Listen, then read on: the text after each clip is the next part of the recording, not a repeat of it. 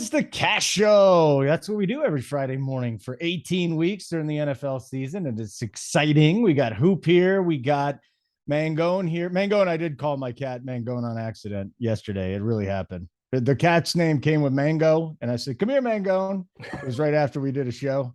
It wasn't good. It wasn't good, to be perfectly honest with you. And then Hoop, wonderful to see you too. What's going? Are those new AirPods? Are those the newest version of the AirPods? Or are they old AirPods? I think so. It's funny you said that because I've bitched about the AirPods forever with, Yeah. my, yeah, I mean, I'm sure you've seen the shows where my daughter was connected through my iTunes account. Every time she used the AirPods, Yeah, mess. there'd be some sort of issue. And now these things won't freaking charge after like a year, and they're new. And yeah, it's pretty annoying. So kind of ironic that you brought that up because I was just at the gym. I know you hate my stories, but I'll keep it nice. No, and, I and love short. gym stories because I go too. So let's hear it. There's nothing more tilting than going to the gym, getting all set up, getting on whatever machine you're going to do, and then your headphones not working. Like that's literally like one of the worst things that can happen to you at the gym. And I got up there, and then the left one wasn't working, the right one was working, and you want to block out the sound when you're at the gym because it's kind of loud. So yeah, it's been a super annoying morning due to the AirPods. So kind of ironic that you brought that up right out of the gate. It is. Well, I just saw a story online where the new AirPods are crazy. So I was hoping you could give me some insight. Oh, like the newest? I'm sure I didn't want to read the story. So I was hoping you had the new that's a Big T thing. Big T has every Apple product like the day it comes out. So yeah. I just sold about 1,000 shares this morning so I can avoid the incoming crash, which is going to be amazing. Good morning, Mangone. It's wonderful to see you too. You got outside here in Denver yesterday. Talk to me. What happened last night?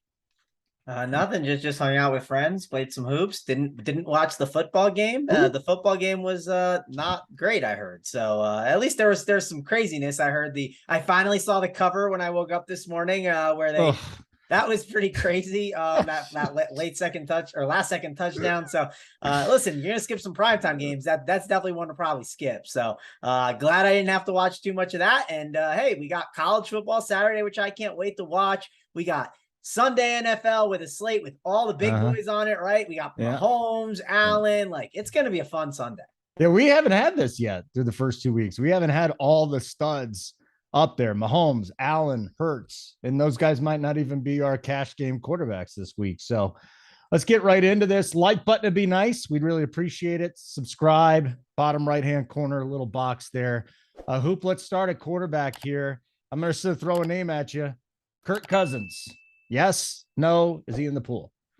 On DraftKings, 6-7 DraftKings. Yeah, I'm gonna say no. I'm gonna say he's not in the pool. So let's just start on FanDuel. 7-6. Yeah. So FanDuel continues to just whiff on the pricing with these quarterbacks. They've done a good job, I'd say, at some of the other positions, but the quarterback position has not been great in terms of the pricing. This week's bad too. Josh Allen, 9K. Like that's just too cheap for Josh Allen the way FanDuel is structured. And then even more egregiously prices Jalen Hurts at 8-1. And you have to imagine if that game wasn't on Monday night, that the price is a little bit higher. So you're getting a price break.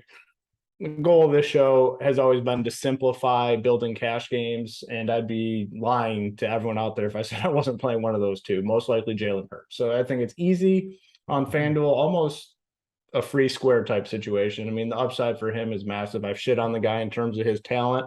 He's looked good so far through 2 weeks. I'll take the L when I need to. Willing to do that. And Hurts has looked much better than I thought from real life quarterback perspective. Now, fantasy, that was always there last year. The fantasy stuff is still there this year. He has had a favorable schedule, I'd say, to start so far. The matchups have been good for him. And this week is too against the Commanders, I guess is the team name there. So really good spot for him. Great price tag. Now on DK, I think it's a little bit different just because of how the pricing works there. Josh Allen at 8-2 and then Jalen Hurts at 7-6. I want one of those two guys, but I don't think I absolutely have to do it this week. There is enough of a price break between some of the cheaper guys that I think are potentially in play, specifically Marcus Mariota, 5.5K, not a guy that we've typically looked to for cash games, or, at least I haven't the first couple weeks. 5.5 is the price tag on him. And that's a pretty big price discount. We're going to want some of these high-end wide receivers. We keep talking about these wide receivers every single week. Easiest way to get exposure there is to come down at quarterback. You look at Mariota, 20.8 fantasy points first time out, 16.5 last time out against the Rams. This week against Seattle, I think it's a pretty favorable matchup for him. He's turning into a high floor type quarterback, and high floor is different for him than the floor for him is much different than the floor for Allen and Hurt. You play a guy at 5.5K, you're looking for high teens at the position. Now, if Jalen Hurts and Josh Allen go out and get over 30, you're probably fucked. But 5.5K, I think very reasonable for him. High floor, good with that. The problem I have with Cousins, I think it is a great bounce back spot for him against Detroit at home. They have a big team, though, but just to me, it's just too close to like Hurts and Allen. I just find a way to get up there. Derek Carr, maybe, 5.9K, two respectable fantasy performances, 17 and then 19 last time out against Arizona.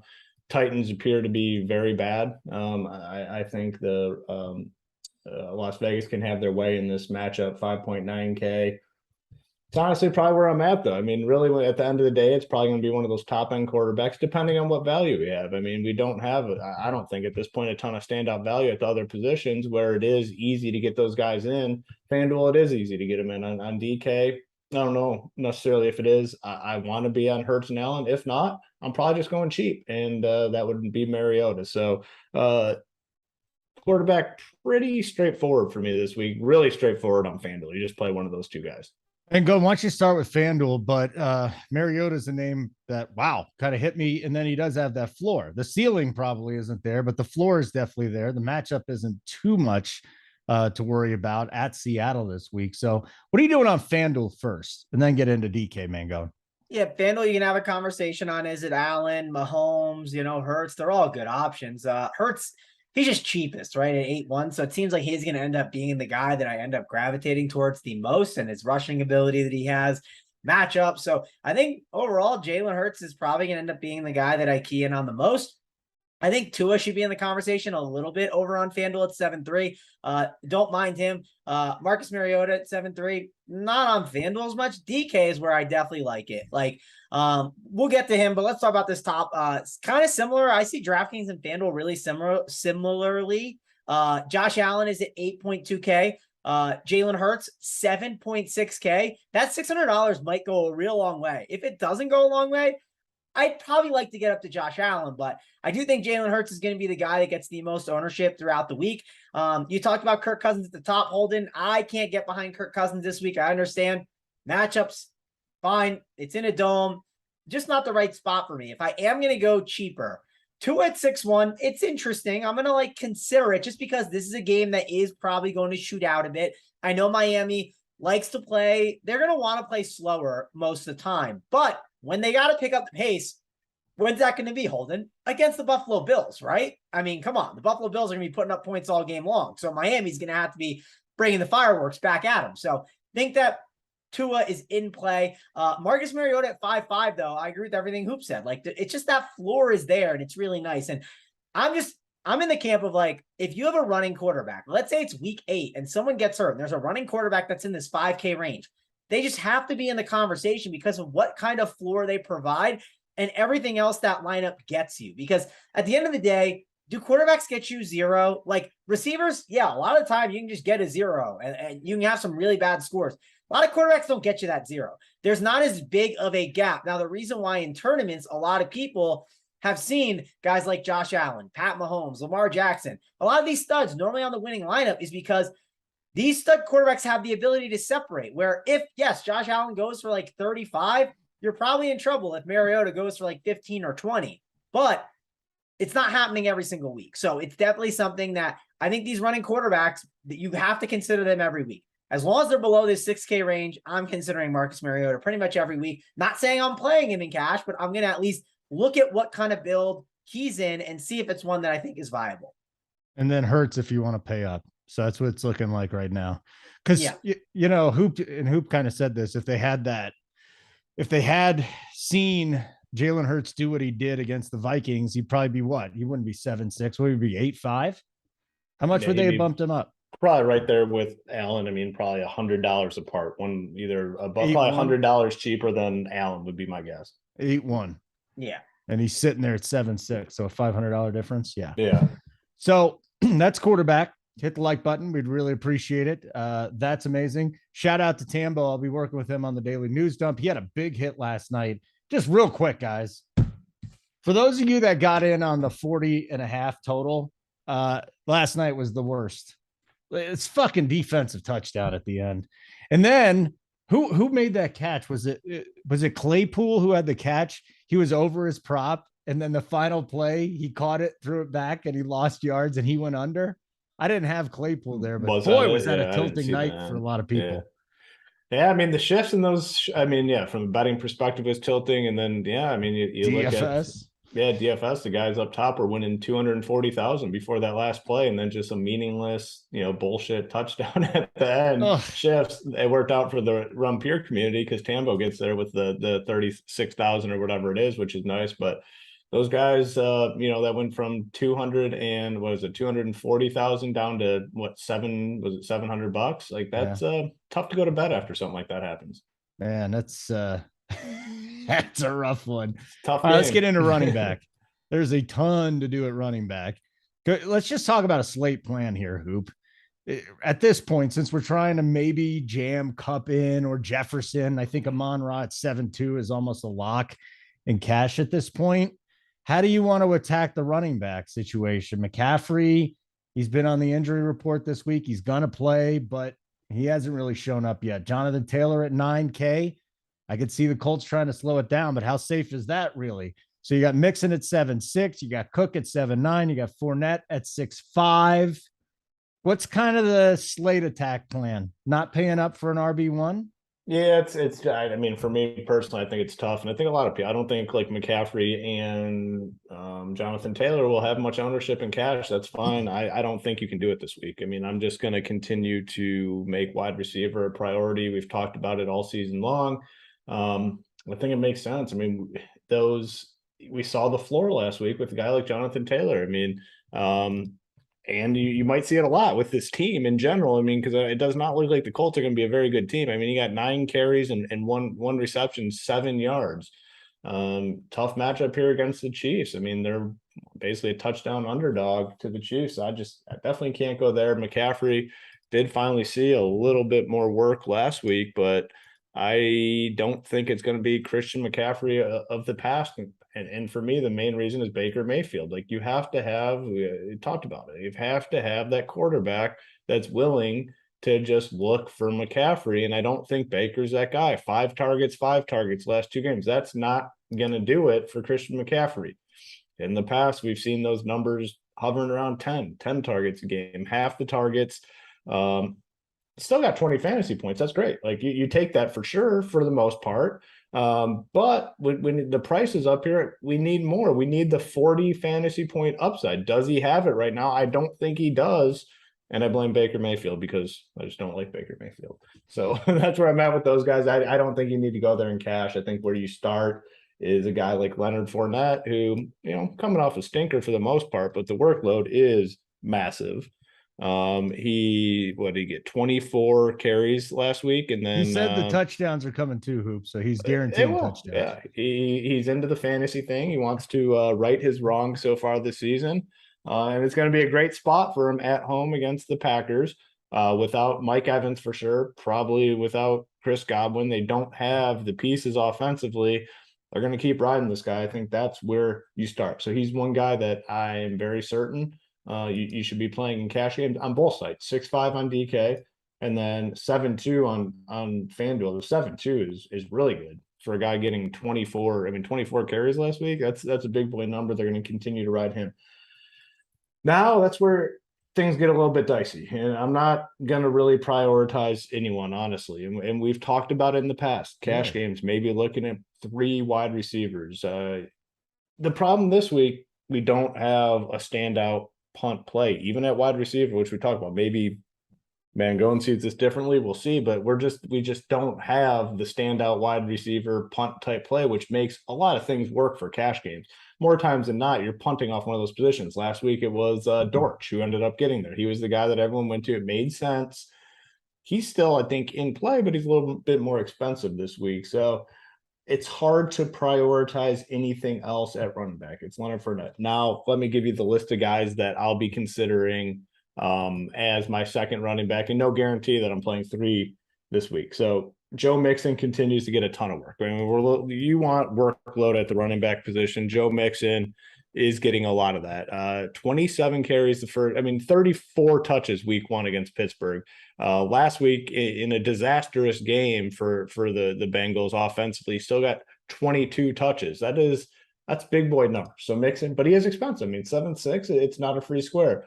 The Vikings, I think, are going to be the sexy pick to kind of bounce back this week offensively after just looking like complete shit on Monday Night Football.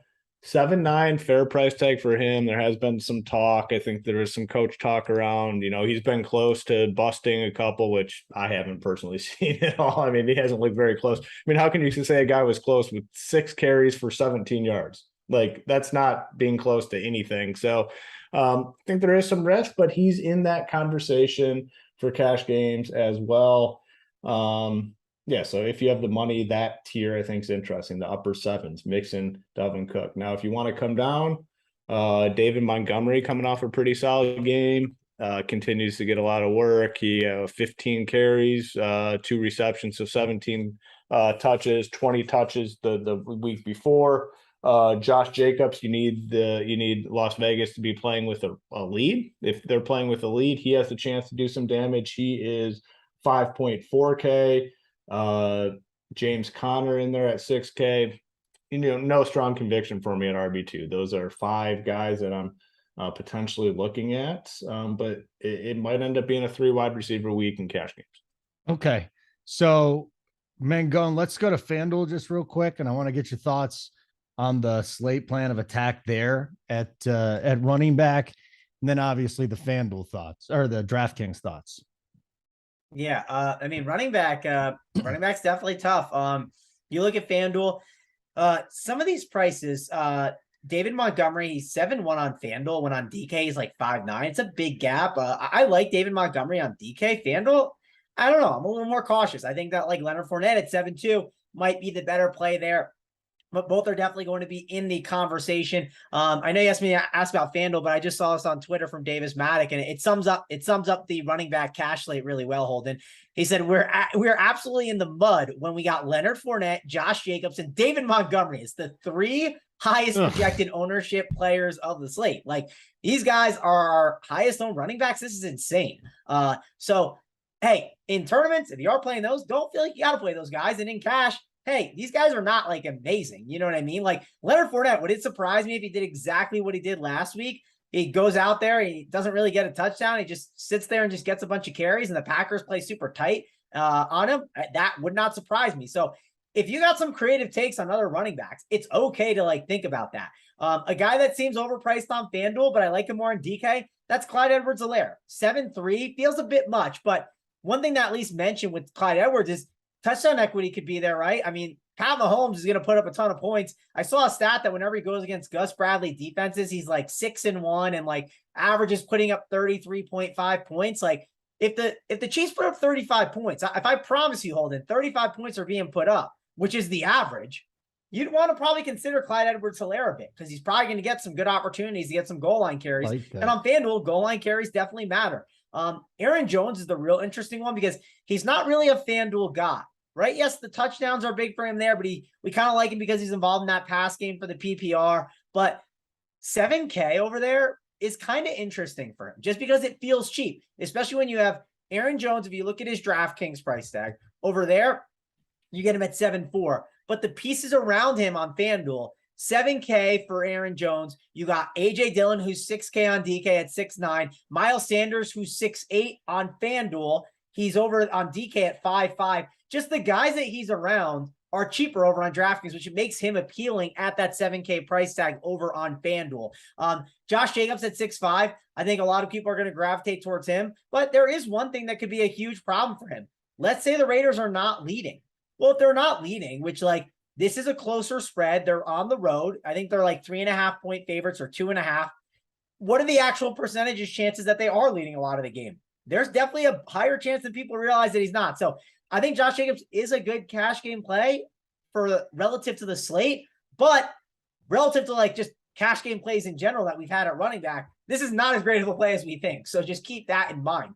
Other things I want to look at for sure, like, and I talked about this guy a little bit earlier in the week, like, why are we not considering Devin Singletary on a site like FanDuel at 6-1? I mean, how many points do we think the Bills put up, Holden? You love this running game this week. You love it's not that I like the running game, Holden. It's like I like a team that I know is going to put up points, and I'm hoping my running back just falls in the end zone. I don't care who it is. It could be Titletown. It could be Tambo. Could be Big T out there trying to squeeze through the gap and fall into the end zone. Like, I just want guys that are going to be on offenses that have the opportunity to score touchdowns. That's like super important, especially on a site like FanDuel. And he's only 6.1K. So I think the opportunity will be there for him. Other guys that we should talk about too that are cheaper, obviously Cam Akers, if he is going to have the role over Henderson, I think that price tag of 5.8 will be too cheap. And I think he'll be a guy that, like, if we get word that it's kind of like more his backfield, he's going to end up being one of the chalkiest plays in the slate for sure. Then we also should talk about Chase Edmonds and Raheem Mostert. If I can somehow know who's going to be the guy there, that's kind of intriguing. But I also think it's worth considering sometimes just punting that position completely, like with Raheem Mostert at 4-5 on DK, to maybe help you get a Cooper Kupp or a Justin Jefferson, or maybe get you up to like a Stephon Diggs or some of these other studs. Why not? Like, do you really think you're going to get killed that bad at running back? So overall, I'm looking at these super cheap options. Basically, if you're under 6K, I'm trying to consider you over on DraftKings. And if you're under, like, I'd say probably like on FanDuel, if you're under like probably maybe 6.5 or 6K, I'm trying to consider you there too. Even though I know the options are rough, I want to make sure I get in those receivers that are going to get the job done for me this week. I like that CEH call. That's very interesting. Miles Sanders, I know people get worried about him, but he's racked up almost 200 yards, got 191 yards at a touchdown through 2 games. And the Commanders are giving up almost 7 yards per carry, guys. So that's uncomfortable too, but it's not like the running back position standing out to us. What is he, 5'5"? Is Miles Sanders really 5'5"? Yeah, he's really cheap on DK. He's really cheap on DK. Yeah. So why wouldn't we put him in the pool? The touchdown. That's a good call. I mean, that's a little decent nugget. Well, yeah, I mean, touchdown. Yeah, it's kind of concerning, but on a slate where nothing is necessarily standing out, I don't hate that call. I mean, I definitely don't. He's out there a ton last week too. I mean, just in terms of snaps. So yeah, I don't mind that call. I think he's got to be at least considered. Is all I'm saying. Yeah, on FanDuel at 6.8, it's really hard, especially because it's a touchdown. Like we say FanDuel at 5.5. He's definitely intriguing and someone to think about for sure. Like I'm not taking him off the list, no doubt. Okay, now if Connor is out this week, Darrell Williams, Benjamin, is there just too much uncertainty there in that backfield to go there and cash? If who's out? James Conner. I think there's too much uncertainty, and then Kyler in there as well too. I mean, it would be a little risky, I think. See, I don't mind it because, like, the dude's 4.7. Like, I don't know. You pay 6.7 for someone or 6.6, and I'll just pay 4.7, and I'll just get in some other stud or something. Obviously, it depends on the full construction, and like you might already have some punt option, and like what is your upgrade? That's always the key. What's the 2v2? But like, I ain't taking a dude out of the pool that's 4.7 and could get like 50% or more of the work. Is that Benjamin? Yeah.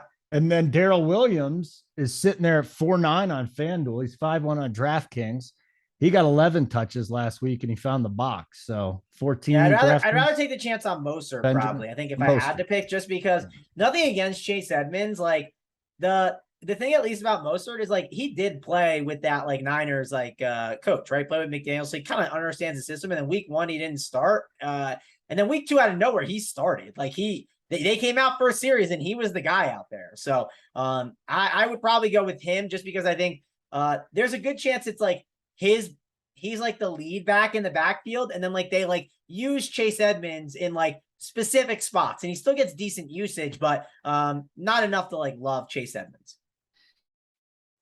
So what do we got going on right now? We got a nice little healthy crowd early. By the time this is all said and done, we'll have thousands watching. So even if you're watching this on delay, maybe you're watching this on Saturday, hit the like button. That help us out with the algorithm, whatever that means. That's what Simon tells me. So hit the like button. That'd be wonderful. I think we're coming up with a nice little pool here. And now we get to wide receiver. And this is the interesting thing to talk about here, because Hoop, as we've talked about, it's these big time wide receivers with the floor that are producing. Now, Justin Jefferson busted. He wasn't on the main slate last week, though. So you got Kupp at 9.9. You save $600 if you go to Jefferson. Diggs is down at 7.7. Amon-Ra is 7.2. That's the guy I need to start with. Amon-Ra and Pittman. Like, how do you not just look at Amon-Ra St. Brown and say he's going to be 8,500 in a few weeks, because all he does is suck up the targets there. Yeah, I mean, you mentioned it a little earlier and you mentioned it again, and I agree with you. I just don't know how you don't play this guy, especially on DraftKings at 7.2K. You know, you're getting, I don't know what, 10 plus targets. He's been super productive, not only this season, but the end of last season.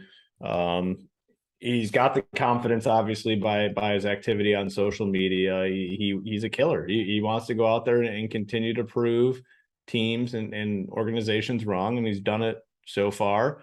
Probably going to do it again here in a likely trailing game script that I think could turn into a shootout. 7.2 is too cheap. I agree with you. He's probably an 8K wide receiver within a couple weeks. You know, within a couple weeks, 2 more big performances, he's going to be, you know, probably mid 8s, depending on what they do with pricing. So you're getting some free value here out of St. Brown, 7.2K. FanDuel, he is 7.8, not as much of a lock, but definitely a guy that I still want over there as well. So it's a good spot to start. And the next guy you mentioned is going to be wildly popular as well, Stefon Diggs at 7.7. Now you're getting the same sort of production out of him that you're getting with these top end wide receivers, Kupp, Jefferson, Adams. So a lot of people just save that money. I mean, you look at the difference between Diggs and Cooper Kupp. I mean, $2,200. Like, how can you not just take that in cash games? If you like Justin Jefferson, you're looking at $1,600 difference. Like that those are big time. You're getting massive upgrades at other positions.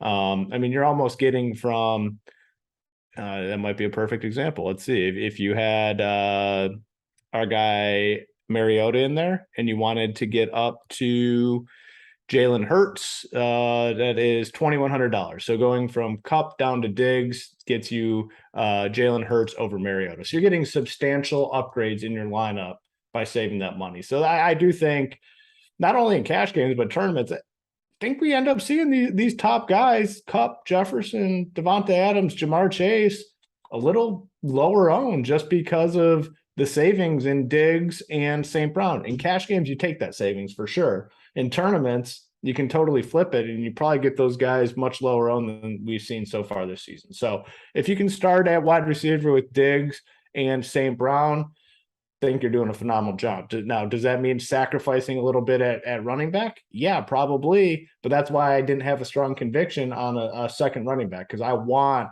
2 of these high-end guys. You're getting 2. I mean, obviously this is just small sample size, but Stefon Diggs, 47 fantasy points last week. St. Brown, 42. That is 90 fantasy points between those guys last week. Now, do they get 90 again this week? No, but the upside is still massive, and the floor is massive with these guys. So long story short, I want Diggs, I want St. Brown. Now, what do you do with the rest? And it kind of depends what you do at these other positions. It depends. Are you going to stick with a guy like Mariota at quarterback, or are you going to try to get in Hurts and Josh Allen? Now, there's not a standout cheap wide receiver. This would be easy if there was like a mid 3 guy, which we have been playing the last couple of weeks in cash games there, but I'm not seeing it. Can you go right back to Dort at 4.3K? Dortch, I mean? No, I say Dort. Lou Dort, I was thinking. Can you go back to Dortch? Absolutely. 4.3K. I'm good with him. He's been very productive. Obviously got the touchdown last week to get there. I'm fine with him. Olave? the one situation to monitor. Who do you say? Olave, who got 300 air yards last week. Yeah. I hear Not about in cash. I hear about Olave every single Sunday morning from our boy Crane. Crane just has a boner for Olave every morning. The Tampa Bay situation. So this was where we might be able to get some value. Mike Evans out. Godwin hasn't practiced. I think Perriman is still questionable. We might be able to get a cheap wide receiver out of Tampa Bay. So that is one situation to monitor. Probably get some news on that. I'm assuming today. But there's not really a standout cheap wide receiver as it stands now. Now, some mid-tier guys, there are mid-tier guys that I like. Brandon Cooks is down to 5.8K. We know the upside with him. They're typically trailing. In Chicago is not great, but he's getting another guy getting 10 targets. He's gotten 12, he's gotten 10. He's likely to get 10 again, 5.8K, very fair price tag. I'd be happy to go there.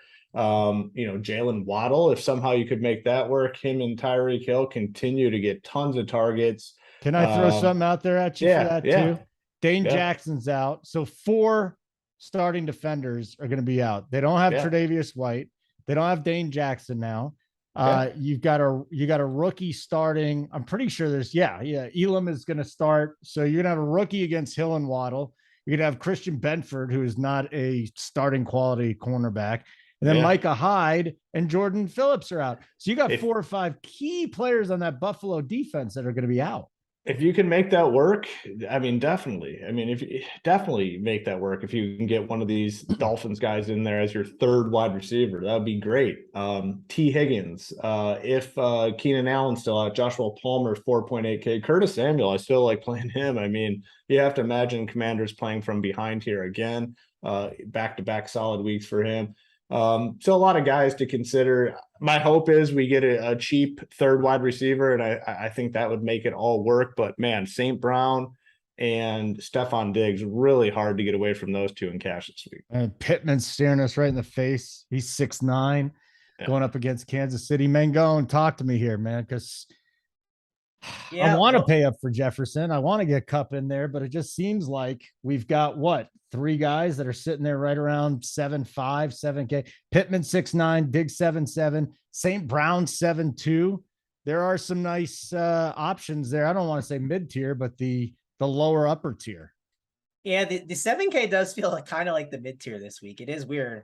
But yeah, I think some things, like, let's say when you build out your lineup, right? I always thought about look at 2v2s that could be interesting. Like maybe the 2v2 is looking at Tyreek Hill and Justin Jefferson versus going Jalen Hurts and Marcus Mariota, right? That's kind of one I just made up off the top of my head, but that can kind of be the decision point of trying to get up to these guys. Just look and see, hey, if I go from a Tyreek Hill up to a Justin Jefferson or Cooper Kupp, then what do I drop down from? Maybe it's dropping your tight end from I don't know, Kyle Pitts to some of these crappier 2K guys. There's definitely just some routes where it can work. I just think you have to it's not going to be the same for every person, but you have to play around with the 2v2s to see. You're not going to build your lineups by going Cooper Kupp and Justin Jefferson to start. You're going to build your lineups by peppering in this range. You're going to be Steph Diggs, Tyreek Hill, Amon-Ra St. Brown, all great options. AJ Brown, another one we should not sleep on completely. 7.3K, wasn't really needed that much last week, and then he hit the medical tent, right? And yeah, he got some looks after that, but I think AJ Brown still is in a spot to have a big game. Jalen Waddle is only 6'8". Keenan Allen, I know he's practiced a little bit. What if he does not play? 6'7", that's a good price tag on him.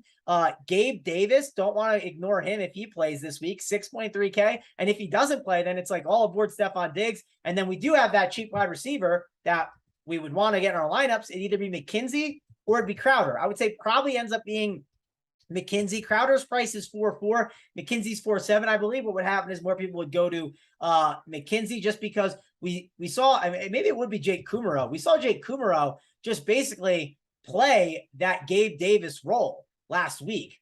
Yes, because they're playing the Titans and the game wasn't tight. That's maybe some of the reason why, but wouldn't be shocked to just put Jake Kumaro back in there. And at 3K, then people would definitely think about that, especially in that massive total. So something to watch with Gabe Davis, though. I do think he's going to play, though. And if he plays, 6'3" is a good price tag for him. T. Higgins at 6'1", not a bad option to go to. I think Chris Kirk will be a guy that we target in DFS a bunch this season, but maybe not this week. It doesn't seem like the right week in cash games too.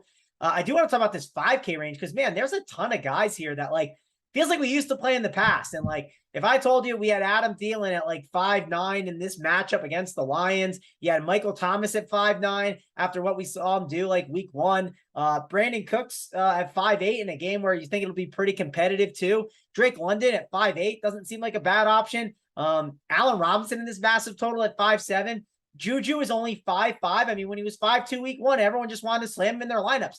There's just like a ton of guys with like names that like we love that they are interesting, but I think at the end of the day, a lot of people are going to try and go up into that like 7K range and like try and play a lot of those guys there. I think if you pick and choose a couple guys in the 5K, it's not the worst idea, but just measure out those 2v2s, look and see what the upgrade is doing for you to go from like maybe the 5K range to the 7K range or the 7K range to the 9K range, because that's going to be something that people need to make sure they're looking at this week when they kind of build out their cash lineups. That's another guy, Waddle, you brought up. Like, I love Waddle this week, but especially with all those guys out, but here we go again. He's 6'8". Would you rather have Waddle at 6'8" or Pittman at 6'9"? I don't know. Maybe you don't want either one of them. Maybe Pittman, you have to. Problem is Pittman. You know what you're investing in, Holden? You're investing in Matt Ryan. That's not exciting. That's not something I'm interested in. But that's literally like when he played in week 1. That was the only guy he targeted. He had 13 targets in week 1. You got me a 1 week sample size, Holden. That's it. That's all. We only got a 2 week sample size, Mangone. Well, we're coming into week 3, buddy. I get it. But sometimes we got to think about too. Like I think this is a very important part of DFS, and it's investing in. I'm investing in this quarterback. I'm investing in this offensive line. I'm investing in this coach, and like there's a lot of concerning reasons to. Now, I think the thing that's nice for Michael Pittman is you get that trailing game strip, right? I mean, we expect this team to be losing most of the time, so that's very, very encouraging. Is the game in? Where's that game at?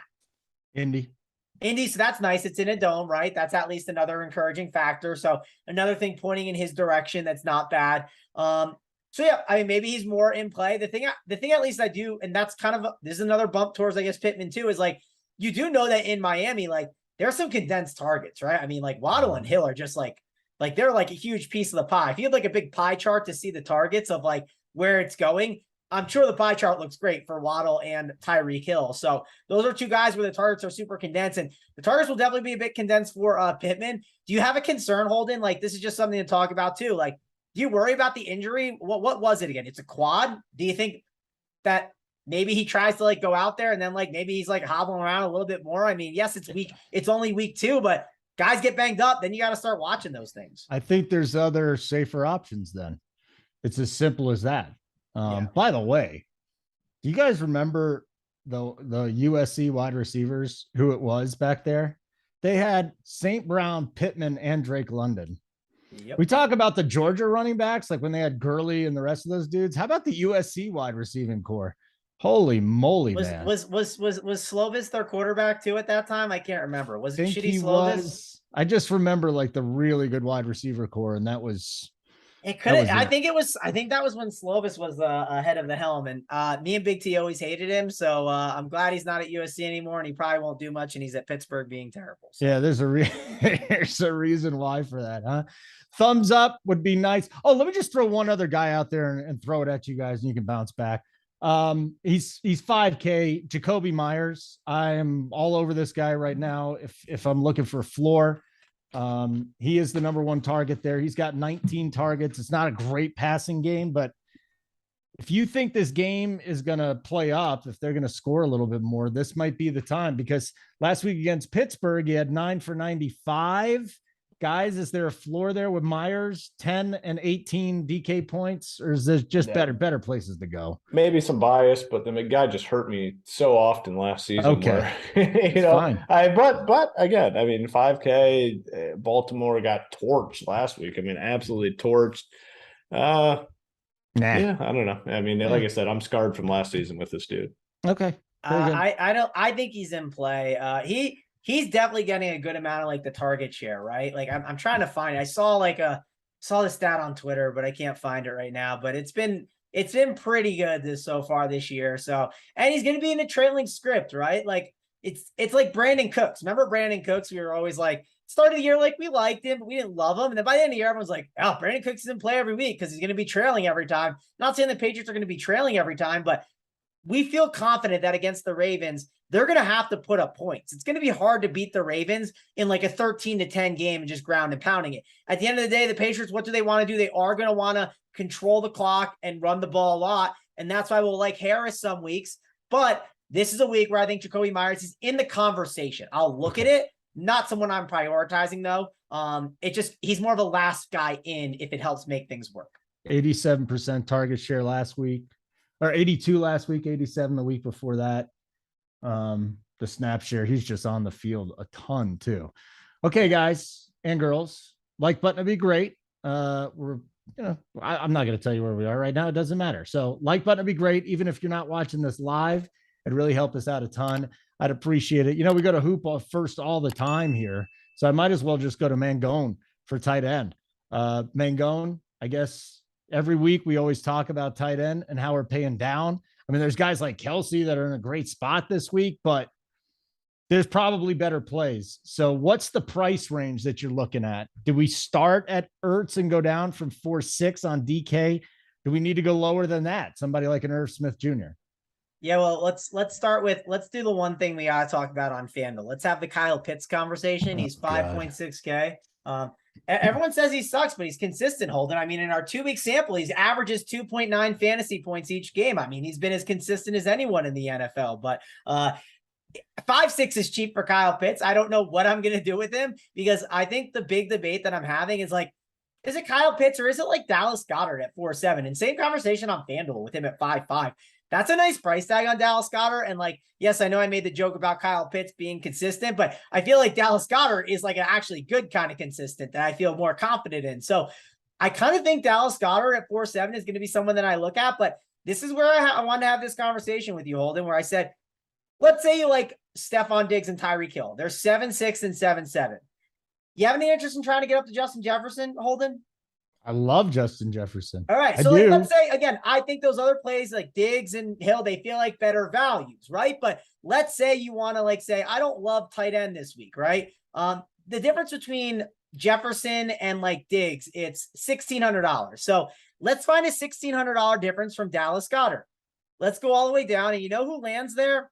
A guy who's going to be kind of chalkier this week.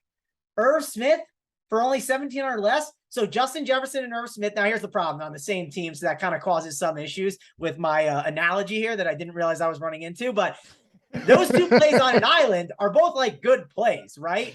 And so is the other one, Dallas Goedert and like going a Tyreek Hill or a Stephon Diggs. So tight end is definitely interesting to go down in these cheap range. And maybe it's not Irv Smith. Maybe it's someone else that you like. Maybe it's Logan Thomas at 3.5. But and I know I'm cheating a little bit there with the salary. But the point I'm getting at is, do we see that big of a difference with these tight ends where maybe it helps you get up to a Cooper Kupp or a Justin Jefferson? Like Cooper Kupp, like that dude has literally just like been the most consistent, like smashing fantasy player every single week. Dude so far has put up 34 and 35 fantasy points. Like, yes, I think all these receivers in the 7K range are great. Would I be surprised if Amon-Ra St. Brown drops 9 or AJ Brown goes for 6 or Tyreek goes for 11? No, but would I be shocked if Cooper Kupp did? Yes, I would. So maybe making that slight change at the tight end position could be enough to go up and grab a Cooper Kupp. And you know what? It might be enough to maybe separate the gap for you and get you home in cash games. Interesting.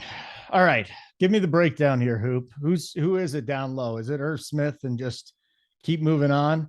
I'm not going to throw Kylan Granson at you. Don't worry about that. That was a debacle. But what do you got?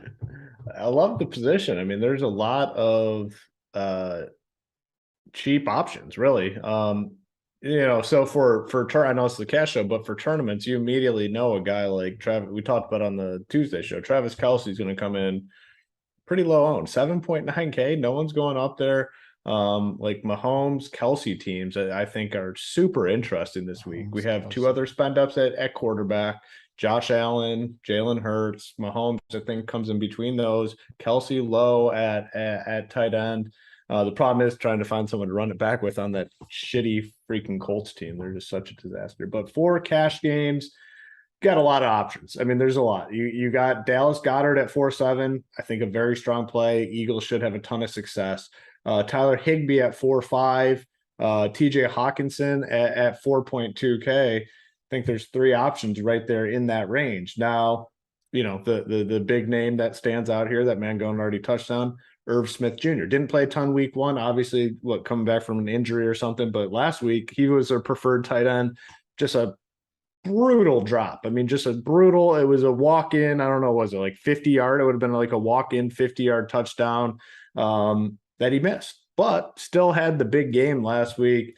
They prefer him out there over our boy Johnny Munt. So I think Smith at 3.1K is a very, very strong option at the tight end position.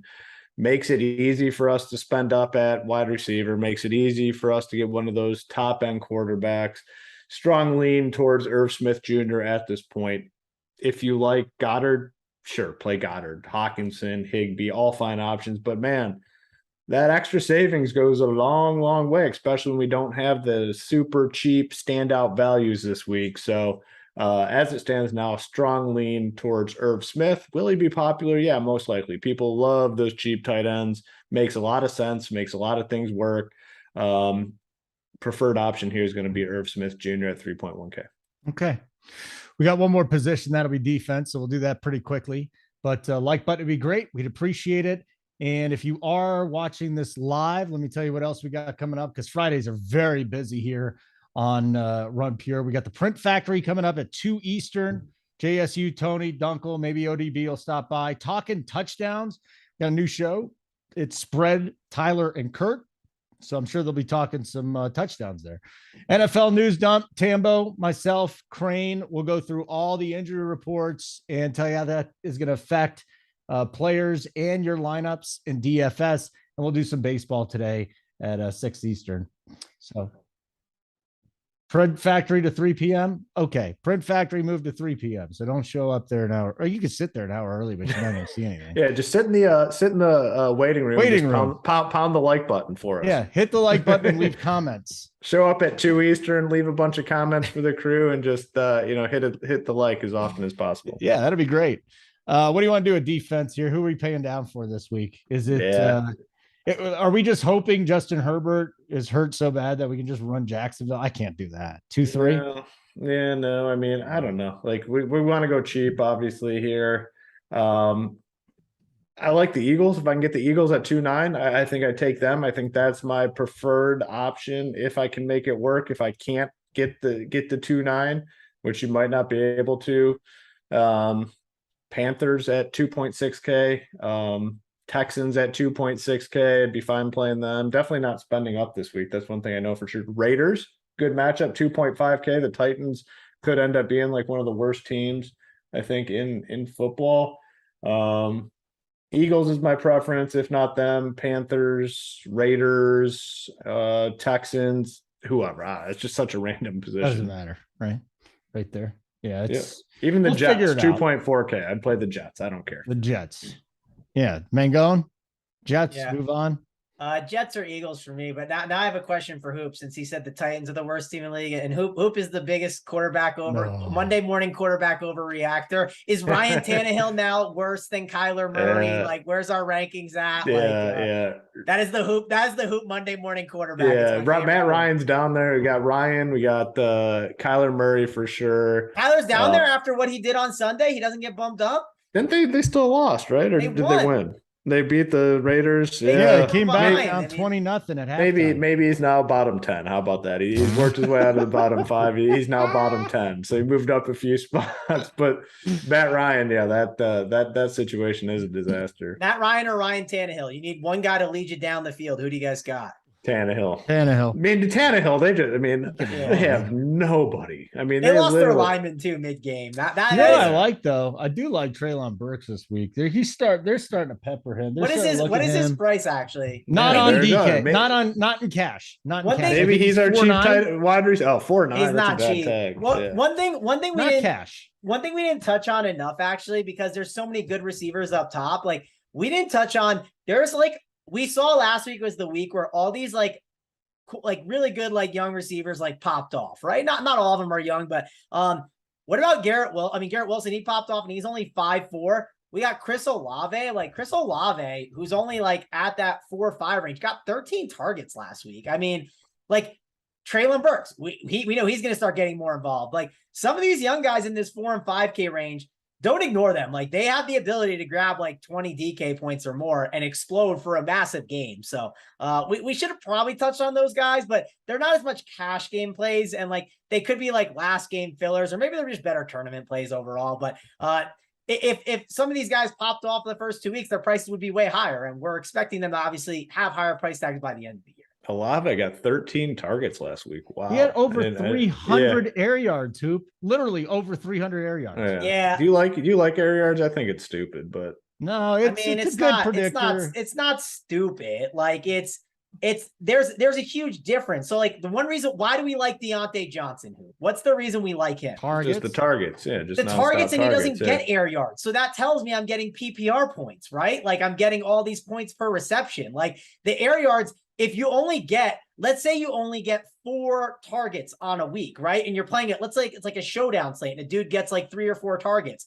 I probably want the dude that's getting the air yards because it's more opportunity to break a bigger one. I mean, but my argument against air yards is the yards in the air are only as good as the quarterback throwing the ball. So if you have a shitty quarterback just throwing you bomb after bomb, like that doesn't do anything for you. Correct. You know? When it's 300 air yards of Jameis Winston just chucking it because he chucks it rather than because he understands, hey, if I throw it deep and it's intercepted, that's okay because it's a punt. Yes, it depends on each situation, but I think it's if Diggs has 300 air yards, like fuck yeah, that's great because Josh Allen is throwing him the football. So I mean, it is somewhat relevant. I shouldn't say complete crap. It is definitely somewhat relevant, but they're only as good as the guy throwing the ball. 1,000% agree with exactly what you're saying. We have to actually look at the data of the air yards and like analyze what the point is of it. It's like also when you look at week 1 and you're like, wow, Devontae Adams had 17 targets. Yes, no kidding, he had 17 targets. They were losing the entire game. Like, I agree. Yeah. Yes, he's going to get targets. I know it's Devontae Adams, but like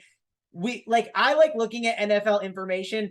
Probably like I like to look at some of it here in like the first couple of weeks, but I have to figure out what are the things that like stick. And some of the things that stick are pace of play. Some of the things that stick are guys being on the field. I don't want to just be like targets because, well, what's the issue with targets? Well, if you're leading the whole game, you know what? You ain't getting the targets. And that's why, just to bring it full circle back to Devin Singletary, Holden, the reason why the guy hasn't gotten as much work is because if you look, they've been crushing every single team and there's no reason to use them. And that's why James Cook played the entire fourth quarter. Are we going to now just say that James Cook, because he got an X amount of, snaps, is now a viable part of the offense? I'm not sure he's super viable yet.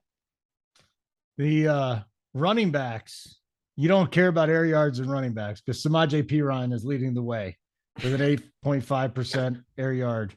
That's it. Holden, you should make that your new shtick. I'm the air yards running back guy. Running back air yards guy. Yeah. You're not the air yards guy. Be the air yards running back guy. Everyone does it for receivers. Right. Completely worth it. We're gonna find the guy that gets the 50-yard wheel route touchdown. We're a lock to find that guy for you. Take a guess. Take a guess who has of the starting running backs the lowest amount of air yards.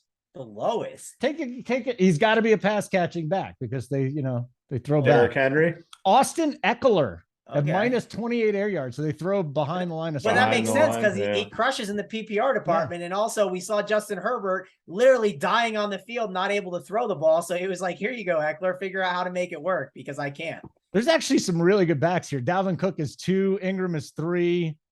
So basically, if your running back gets a negative air yards, that's good. Who's our surprise guy at the top? Like shocking name that like we should be targeting. We should be looking for in DFS. I mean, Clyde Edwards is up there. And there you go. This is analysis you're not getting anywhere, by the way. Well, because it's total shit. It doesn't matter, but it's all, we're having a little bit of fun here. It's fine. We're allowed to have fun on this show. The Clyde Edwards one is kind of interesting though, Holden, because he was a guy that like, we were always like, this guy sucks. This guy sucks, right? Hold on. I told you this with Dameon Pierce. This guy sucks. He's a rookie. He doesn't know what he's doing. he might be starting to figure it out now, Holden, right? Like he might actually know what he's doing now. It may have taken a little bit of time to learn how to pass, protect, and do a bunch of those things, little small things, and learning a difficult offense like Andy Reid. I mean, it's probably not a simple offense. It's probably got some complicities to it because he's a really good coach. Well, here, real quick. Here's the leaders in air yards. And there's one name in here that I'm gonna have to look into deeper than. Olave, we know he went nuts last week. Devontae is second in air yards. Tyreek Hill, number 4 is Corey Davis of the Jets. Corey Davis. Yeah. And then Jeez. Garrett Wilson is right in there too. But Corey Davis is number 4 in air yards. Flacco's just chucking it up to him. Yeah, I mean, and listen, who always rags on the quarterbacks, but Joe Flacco is known as being elite. So I mean, well, he's chucking it now. Who did they beat last week? Cleveland. He owns Cleveland. He was even talking shit. He's like 18-3 against them. So yeah, I mean, Corey Davis, to be honest, if you told me he had 13.7 and 16.3 DK points to start the season, I'd be like, are you Is sure that where he's at? Is that what he has? Big yardage, yeah. He's got yards both games. I mean, he only had 4 targets last week too. He got the touchdown. He probably got a big touchdown as well. But I wonder what his receiving prop is too. I'm going to look into him a little bit more. There are some interesting names though, no question. Garrett Wilson's up there. DJ Chark. Here's another guy. New place, Detroit. Goff is looking at him as the number 2 target. So yeah, there you go. Can you give me tight end air yards, Holden? Let's do that. You want tight end air yards? Yeah, because every tight end sucks. So find me a gem. Take a guess. I'm in.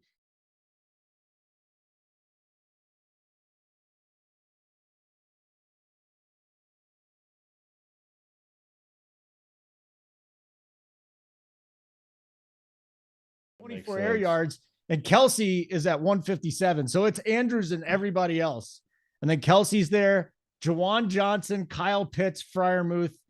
Those are the next guys. What about where's Higbee? I feel like he's dropped a bunch of balls. He is at 76. He's right there with Harrison Bryant, just behind Ertz. Okay. Yeah, so not great. Not great stuff. All right. Well, we'll come out with the air yard show next week. It'll be amazing. Running back air yard show. Running back air yard show. We get very specific into the niche here on Run. Yeah. Listen, you got to find your niche in this industry, Holden. That's what it is. I think we found it. no more cash shows. We're done doing cash shows. We're doing running back air yards. Running back air yard show next for an hour. This time we'll break it down. All right, guys. Always good to see both of you. Hoop, Mangone, give us a like on the way out. Subscribe if you haven't. Bottom right-hand corner. If you haven't checked out the website, I don't know what you're waiting for. Just go do it already. First 2 weeks have been very profitable in the NFL, and I'm not just saying that. Last year I had a couple bad weeks to start the year, and I said it. This year, very good start, and our coordinators are really kicking ass. And you can always get into the Discord too and talk to these guys in the Discord. They're around all of the time. Again, we've moved it to 3:00 then, right? For the print factory today, 3:00 Eastern time. Yeah. Yep. Get ready for that. And that'll be followed by the daily news dump. Myself, Tambo, Crane, get you caught up on all the injuries. For Hoop and Mangone, I'm Holden. Helmet, get us out of here.